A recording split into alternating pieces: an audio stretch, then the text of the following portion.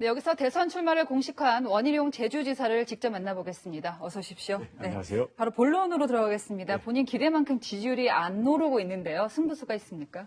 네, 지금은 지지율이 낮지만 이제 경선이 시작되면 원희룡의 가치를 국민들께서 발견하시게 될 겁니다. 예. 흠은 없고 정치, 행정 경험 갖추고 있으면서 국가를 잘 운영할 수 있는 준비를 갖추고 있습니다. 네. 윤 전 총장 입당은 본인 판단이고 공격하고 조롱하는 건 아마추어적이다. 오늘 이준석 국민의힘 대표가 들으면 약간 마음이 상할 수도 있는 발언이 좀 있었는데요. 국민의힘이 장애 주자에게 너무 의존하는 건 아닙니까? 국민의힘은 자체로 좋은 후보를 뽑아야 되고요. 윤석열 총장이 안에 있든 바깥에 있든 큰 틀에서 야권의 협력자다. 이런 자세를 갖자고 한 거고요. 어저께 이미 쓴소리를 했고 예. 이준석 대표와도 큰 틀에서는 같은 뜻입니다. 윤석열, 최재형이 아니라 원희룡만 할 수 있다. 비전이 있습니까? 두 분은 문재인 정부에 직접 참여를 하셨던 분 아니겠어요? 예. 그래서 문재인 정부에서 잘못된 불공정을 이제 깨끗이 청소하고 새로운 집을 지어야 되는데 그 두 분께서 하시게 되면 아무래도 보복이라는 그러한 문제점에서 자유롭지가 못하겠죠. 예. 저는 공정한 기준을 갖되 깨끗이 청소하고 정치 보복은 없이 미래로 통합시켜서 전진시킬 수 있습니다. 네, 근데 그 부분 때문에 말씀드리는데 문재인 정부의 모든 걸 되돌려 놓겠다고 하시면서 청산이 있어도 보복은 없다고 말씀하셨거든요. 이게 좀 상충되는 가치 아닌가요? 잘못된 정책은 돌려놓고요. 네. 또 그와 관련된 여러 가지 진상규명이라든지 책임자들을 그 자리에서 배제하는 건 해야 되고요. 대신 정치적 보복, 누구를 뭐 일부러 털어가지고 감옥으로 보낸다든지 이러한 우리 역사에서 비극적인 그런 정치 보복은 대통령이 의지에 따라서는 얼마든지 통합적으로 풀 수 있거든요. 네. 그 점을 얘기하는 겁니다. 네. 자, 김종인 전 위원장이랑 가까우시잖아요. 근데 원 지사님을 대통령감이라고 꼽기도 하셨는데 아까 보신 대로 김 전 위원장 쪽 인사들이 윤 전 총장 캠프에 많이 참여를 했습니다. 과연 김 전 위원장의 본심은 어디에 있을까요?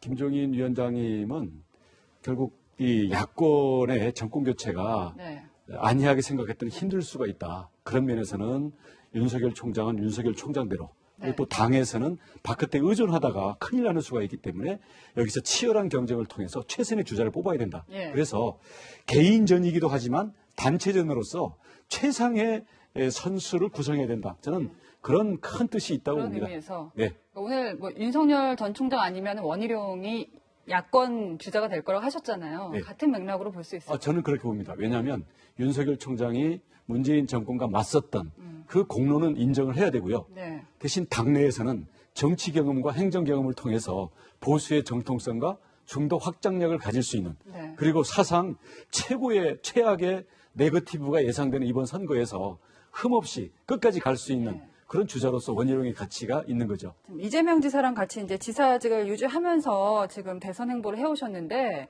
지금 상당히 좀 어려운 상황이잖아요. 지사직 사퇴는 어느 시점을 생각하고 계십니까?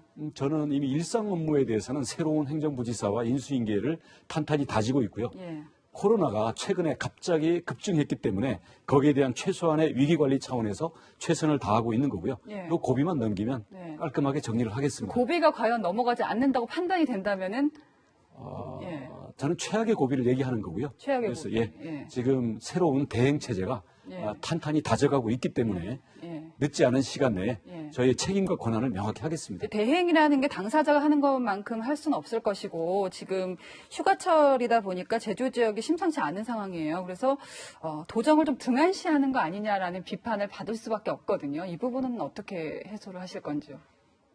경선을 뛸 거면 도정도 하고 경선도 하겠다라는 게 저는 오히려 무책임할 수 있다고 생각합니다.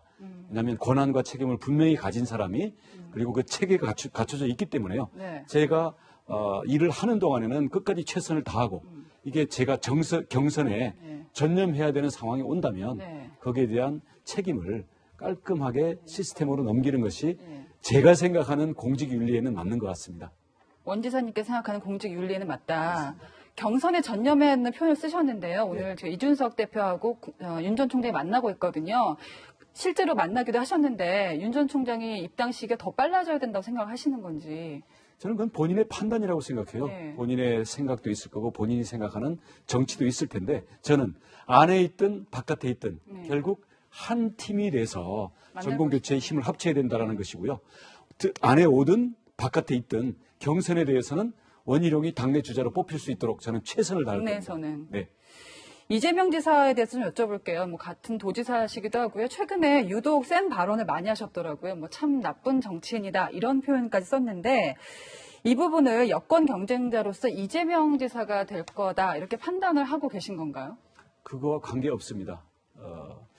이 자신의 인기, 주목을 끌기 위해서는 수단 방법을 안 가리는 데서 네. 매우 위험하다고 보고요. 위험한 사람이다. 예. 자기와 의견이 다른 비판적인 의견에 대해서는 아주 공격적으로 이걸 억압하는 그런 성향을 수시로 드러내고 있거든요. 그러면 저는 민주주의는 굉장히 후퇴한다고 생각하고 있습니다. 네. 그런 면에서 나라의 책임 정치와 민주주의가 나락으로 빠지고 그때는 후회해봐야 늦기 때문에 네. 저는 우리 국민들의 건전한 상식이 그보다는 훨씬 지혜롭다고 보고 있습니다. 네.